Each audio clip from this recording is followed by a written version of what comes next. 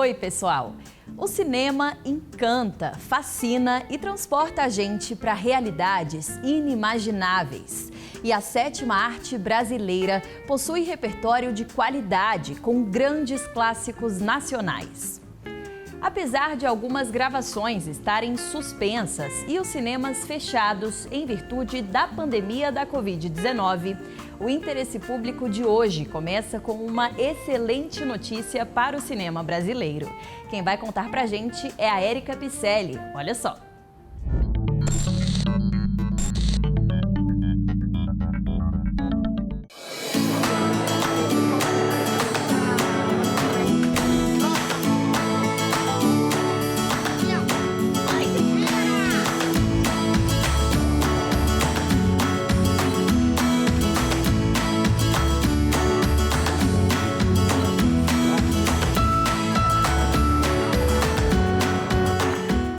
Como é bom sentar aqui e curtir um bom filme na telona.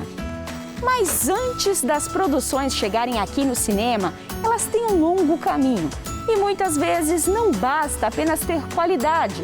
É preciso incentivo, políticas públicas que promovam a diversidade dos conteúdos. De acordo com dados da Agência Nacional do Cinema, Ancine, no ano passado, apesar de na lista dos 10 filmes com maior público nas salas de cinema, o primeiro ter sido um filme nacional, os outros eram todos estrangeiros. Para promover condições igualitárias de concorrência entre as produções nacionais e estrangeiras, o Supremo Tribunal Federal seguiu o entendimento do Ministério Público Federal e julgou constitucional a implantação da cota de tela, que é a obrigatoriedade da exibição de filmes brasileiros nos cinemas do país durante determinados dias do ano. Claro que a notícia movimentou as redes. Afinal, a novidade promete mais representatividade nas telonas e muitos empregos para o setor. O que a gente observa é que para cada R$1 investido no cinema, R$ 2,09 retornam para a economia brasileira, ou seja, é um investimento muito estratégico para o desenvolvimento do país. Então, nesse sentido, defender os nossos conteúdos, fazer ações afirmativas e que permitam que nossos filmes estejam disponíveis para o público é fundamental para a questão econômica, para o desenvolvimento do país e para a diversidade e pluralidade cultural também. Com mais incentivo, mais talentos como o ator brasiliense Murilo Rosa podem ser revelados. Murilo tem muitos sucessos emplacados, tanto na TV quanto no cinema. E acredita que, com a cota de tela, um novo capítulo será escrito na história do cinema nacional. Eu acho que é um salto muito importante para a gente. É um salto profundo que pode mudar a história do cinema brasileiro. Tem muitos filmes, mas muitos, que não chegaram a ser exibidos. Sabe por quê? Porque às vezes não tinha interesse do exibidor, às vezes não tinha espaço na sala de cinema. Então, assim, é muito cruel, né? Porque às vezes você vai competir com o mercado internacional, né? Então, mas como você conquistar um público, cativar um público, querer conquistar esse público para o nosso cinema se você não tem a oportunidade de ter um número de sala expressivo? Então, é um passo muito importante e fundamental.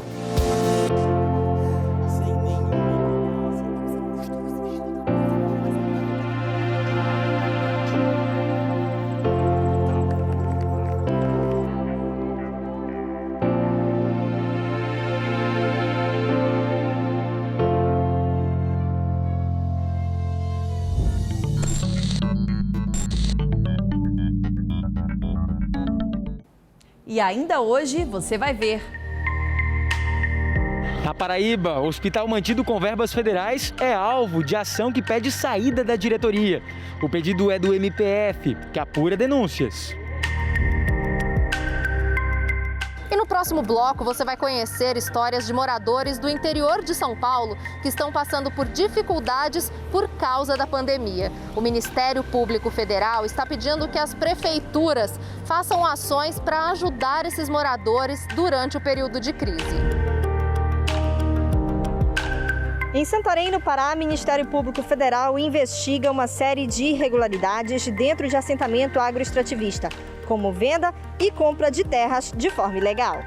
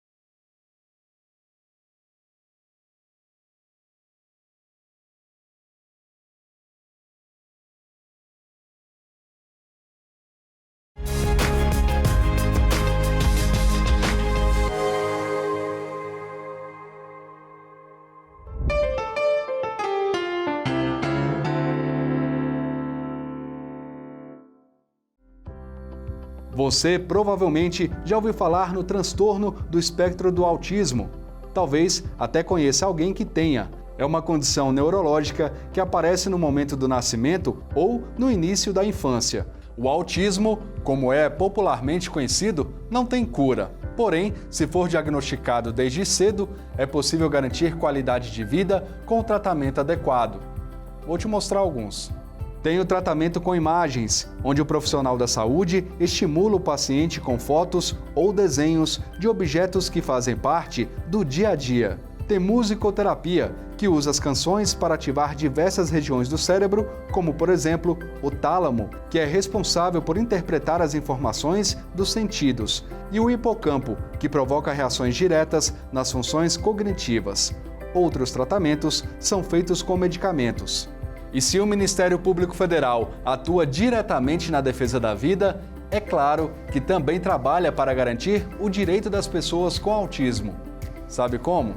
Além de ações judiciais, o MPF encaminhou à Agência Nacional de Saúde uma recomendação para suspender a norma que limita o número de sessões de psicoterapia, fonoaudiologia, terapia ocupacional e fisioterapia para a reabilitação das pessoas com autismo. O documento pede também que seja garantido o número de consultas prescritas pelo profissional de saúde responsável pelo atendimento e tratamento.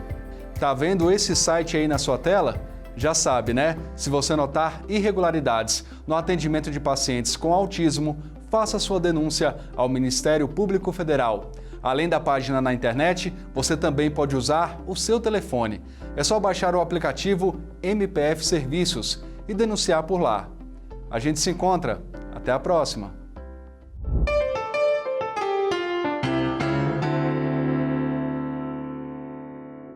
Já faz mais de um ano que todos nós tivemos a vida afetada de alguma forma pela pandemia da Covid-19. Alguns mais, outros menos, mas muita coisa mudou de março do ano passado até aqui. A equipe do IP em São Paulo conversou com moradores do interior do estado que têm passado por dificuldades nesse período. O MPF cobra uma solução das prefeituras para auxiliar a população. Já faz mais de um ano que a pandemia do novo coronavírus dominou o mundo. Junto com ela, os impactos econômicos têm atingido principalmente os países mais pobres e as pessoas mais vulneráveis. No Brasil, a queda do PIB, o Produto Interno Bruto, foi de 4,1% no ano passado. Isso está refletindo no aumento da população considerada abaixo da linha da pobreza. Hoje, 12,8% dos brasileiros fazem parte desta estatística. Em 2019, esse grupo representava 6,5% da população.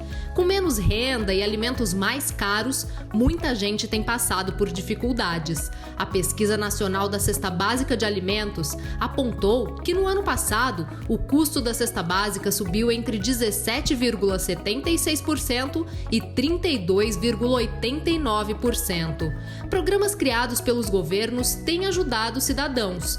Cada município tem criado ações para diminuir os danos econômicos causados pela pandemia. A cidade de Franca, no interior de São Paulo, já tem programas de renda e alimentação para seus moradores.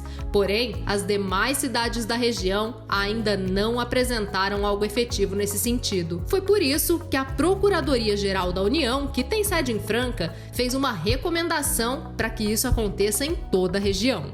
O MPF não falou a medida A, B ou C que deve ser tomada. Ele elencou algumas a título de exemplo, né? O que importa é que medidas nesse sentido sejam tomadas, a fim de resguardar a dignidade humana e dessas pessoas mais vulneráveis e que foram atingidas, social ou economicamente, pela pandemia. Cristais Paulista, onde eu estou agora, é uma das 15 cidades da região de Franca citadas no documento do Ministério Público Federal. Os prefeitos daqui e de outras 14 cidades próximas vão precisar criar ações para ajudar os moradores por causa da crise econômica causada pela pandemia. A dona Marisa mora em Cristais Paulista, que fica a 20 quilômetros de Franca. Ela tem um restaurante já faz mais de 10 anos e está tendo que se reinventar nessa pandemia para não ter que fechar as portas. Fechei uma semana. Quando eu voltei, eu tinha muitos freguês meus, já estava indo para todos, para os outros lados, né? Porque eu fechei, os outros abriram. E eu falei, gente, e agora? Como que eu vou fazer? Peguei, voltei, numa quinta-feira eu voltei e comecei a trabalhar. Com a pandemia, a renda dela caiu em 50%. Ela precisou dispensar um funcionário e diminuir o lucro. Para a limpeza não teve como. Aí nós mesmos, aí juntou eu, minha irmã, minhas filhas, sabe? É eles que me ajudam mais nisso. O meu marido me ajuda muito. E vou falar para você que ia ajudar muito, né? Eu não vou falar para você que eu tô 100%, que eu tô ganhando lucro, ou mesmo falar assim, ó, ai, a Marisa não precisa porque tá dando bem. Tô mentindo para você. Eu tô tocando aos poucos, né? O que vende a gente tá fazendo, não tô deixando os meninos sem receber, não deixo de pagar as contas. Mas que é difícil, é. A situação da Cleonice ficou ainda mais difícil que a da Marisa. A luta é para ter onde morar e pôr o que comer na mesa todos os dias. A família dela trabalha com material reciclável e está sobrevivendo com uma média de R$1.000 por mês para sustentar 3 pessoas. Eu dou um jeito. Eu peço pro patrão mandar adiantado. Aí quando chega o dia de eu vender os reciclados, aí aquilo tudo que eu já pedi já desconto. Aí eu fico só com o restante. Quando sobra, sempre sobra um pouquinho. Aí eu já compro as coisas de comer e vai. As duas deverão ser beneficiadas pela recomendação do Ministério Público Federal, que abrange um universo de 150 mil pessoas em 15 cidades da região. Para a dona Cleonice, essa ajuda será muito importante. Se eu estando controladinha, tendo as coisas de comer, para mim é mais fácil. O dinheiro que nós ganhamos já fica para pagar água, luz, prestação e alguma coisa que a gente precisa. Na última edição do IP, a gente falou sobre as consequências da falta de repasses a hospitais da rede pública de saúde. Desta vez, vamos ver um caso em que os recursos até chegam e são muitos. Só que mesmo assim, pacientes que lutam para vencer o câncer não têm tido acesso ao tratamento necessário. Vamos ver. Hospital Napoleão Laureano, em João Pessoa, na Paraíba. A unidade é considerada referência no tratamento de câncer no estado. Todos os dias, o estacionamento é sempre cheio de vans e outros carros de prefeituras dos mais de 200 municípios paraibanos. Quem tem câncer e depende do SUS, vem aqui em busca de tratamento digno. Em 2015, a leucemia cruzou o caminho do Cícero Thiago. Hoje, o câncer dele está sob controle, mas segue com acompanhamento no mesmo hospital. Lugar que para ele é de lembranças de vitórias, mas também de dificuldades. No final de 2016 começou o agravamento da falta de medicação, falta de quimioterapia. E na época o meu câncer estava bem avançado, eu estava bem debilitado. Então assim, o médico tinha até me desenganado. É Cícero quem aparece entre os diferentes vídeos que denunciam irregularidades no hospital e que podem ser encontrados publicamente em redes sociais. Há mais de 22 dias estou sem fazer meu tratamento contra o câncer. por falta de quimioterapia. E houve mais desafios enfrentados por ele e por outros pacientes. Eu precisava fazer mensalmente umas tomografias. E os tomógrafos de lá sempre eles diziam que estavam quebrados. Isso era de 2 meses, 3 meses. E eu tinha que fazer particular, fazer campanha com meus amigos, com familiares, para poder pagar essas tomografias. O MPF recebeu e apurou denúncias que reforçam reclamações parecidas. Criou, junto com o Ministério Público Estadual, uma comissão para identificar o porquê do hospital alegar dificuldades financeiras, mesmo com repasses milionários vindos do SUS. O Conselho Regional de Contabilidade, integrante desta comissão, concluiu que, entre 2015 e 2019, houve um crescimento das receitas de doações auxiliares e subvenções à Fundação Napoleão Laureano, que gerencia o hospital de mesmo nome. Que em 2015 o hospital recebeu mais de 4 milhões de reais em doações e subvenções. Em 2016, esse valor subiu para mais de 9 milhões. Que em 2017 aumentou para mais de 11 milhões. Em 2018 foi para mais de 15 milhões de reais. E em 2019 passou de 20 milhões. Já de acordo com a auditoria do Sistema Único de Saúde, só entre janeiro de 2018 e dezembro de 2019, a Fundação Napoleão Laureano recebeu mais de 80 milhões de reais. Valores que vieram do SUS. As irregularidades apontadas pela comissão resultaram em ação civil pública na Justiça Federal. O principal pedido dentro da ação civil pública movida pelo MPF, em parceria com o Ministério Público Estadual, é pelo afastamento de integrantes do Conselho Deliberativo, Conselho Fiscal, além da diretoria do Laureano. Os ministérios entendem que a má gestão de recursos públicos pode comprometer a assistência de quem trata câncer aqui. Em nota, a Fundação Napoleão Laureano reforçou que a diretoria segue a mesma, que não teme qualquer uma das acusações feitas, nega a prática de qualquer ato ilícito dos dirigentes. Sobre o levantamento da comissão que apontou fraude contábil, a Fundação disse que uma perícia técnica foi apresentada, mostrando, segundo ainda a Fundação, que a alegação é infundada. Ainda na nota, deixa claro que não tem interesse de mais manifestações da imprensa. Hoje, a gente sabendo que o Ministério Público está à frente, está a par de toda a situação que o hospital vem passando e que a gente, como paciente, venha sofrendo lá, então a gente está com uma esperança que a gente sabe que são muitas dificuldades, mas que 90% seja compreendida e seja solucionada através dessas medicações, que é o mais importante dentro do hospital.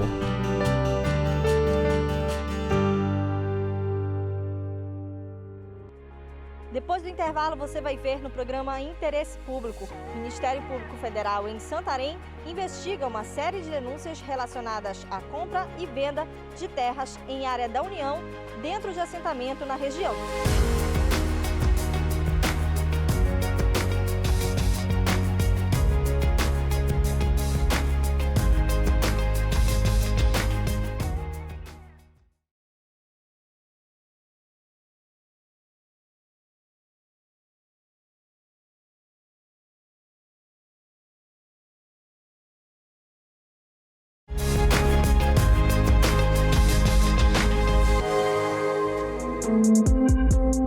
Chegaram ao MPF denúncias sobre compra e venda de terras públicas destinadas à reforma agrária. A prática ilegal tem ocorrido no projeto de assentamento extrativista Lago Grande, em Santarém, no Pará. Mais detalhes na reportagem de Marina Bandeira. A região do Lago Grande, em Santarém, no Pará, é um projeto de assentamento agroextrativista com 250 mil hectares. O local é marcado historicamente por conflitos com madeireiros e grileiros que invadem a terra para atividades ilegais. Situação que preocupa o Ministério Público Federal, que tem recebido uma série de denúncias de negociação de terras públicas e, diante disso, enviou um comunicado aos moradores do assentamento alertando sobre a proibição de compra e venda de terras de reforma agrária. O MPF tem recebido em cada vez maior volume notícias de transações imobiliárias de lotes, residências, ocupações inseridas no território correspondente ao PAI. Qual o problema? Por se tratar naturalmente de um projeto de assentamento agroextrativista, inclusive em fase de implementação, a dominialidade do bem ela pertence à União.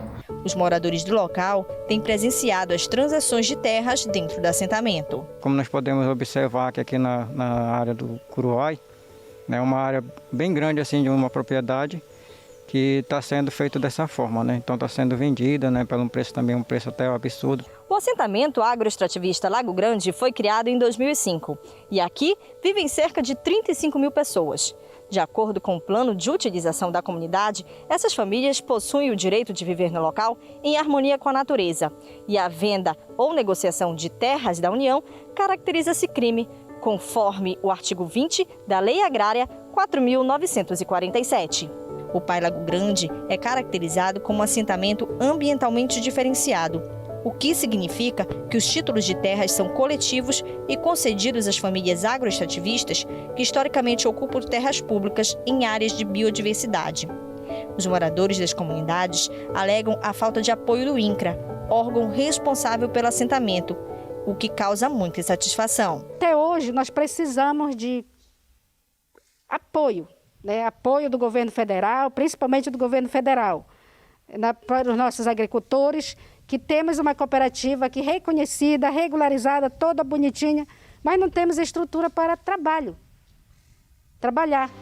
O Ministério Público Federal informou que vai apurar todas as denúncias, atuando de forma contínua na defesa dos direitos das comunidades tradicionais e da garantia aos direitos fundamentais. Vislumbrando a possibilidade desse ingresso, portanto, de terceiros estranhos dar causa no futuro a conflitos fundiários, pretendeu-se, em caráter inclusive preventivo, chamar a atenção para a ilegalidade dessa ocupação. Naturalmente, isso deve ser analisado caso a caso, isso é e será analisado pelo Ministério Público Federal nos casos que chegaram e nos casos que hão de chegar.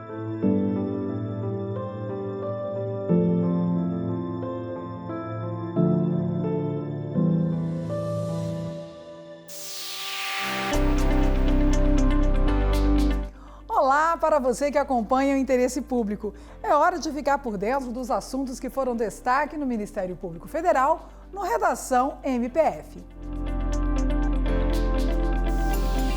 No Ceará, o Ministério Público Federal enviou um parecer ao Tribunal Regional Federal da 5ª Região, pedindo alteração na decisão que condena o Centro de Formação Profissional Metropolitano, o CEPROME.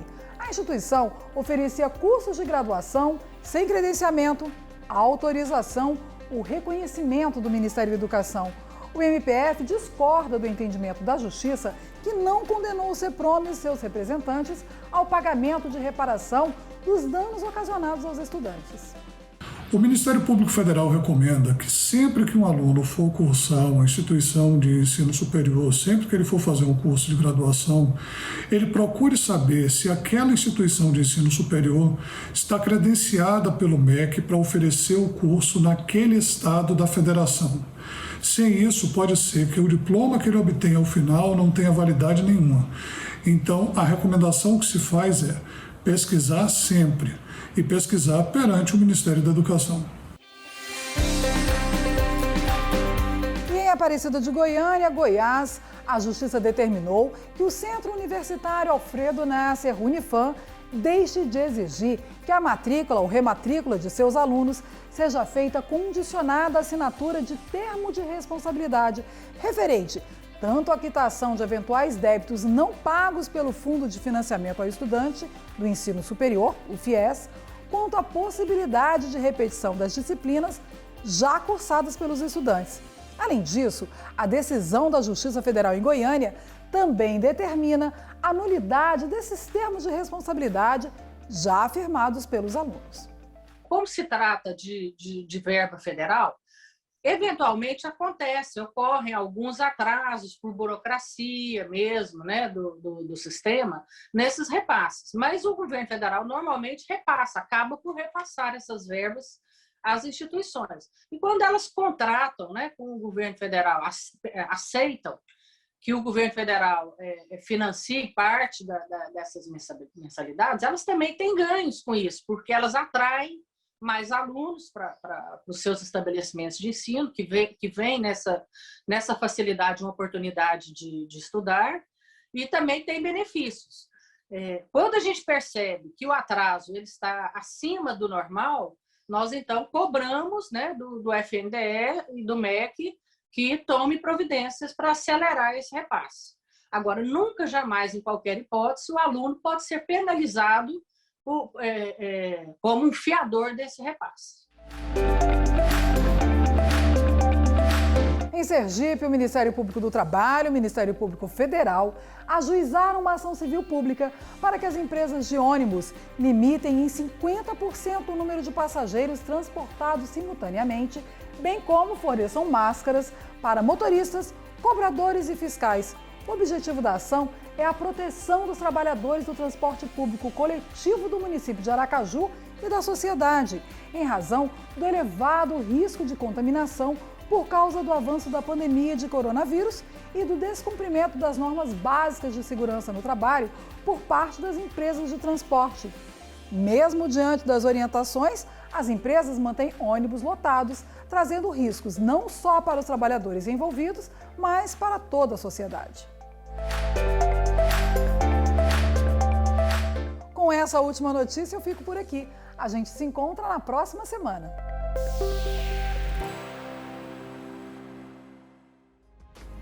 E o IP fica por aqui.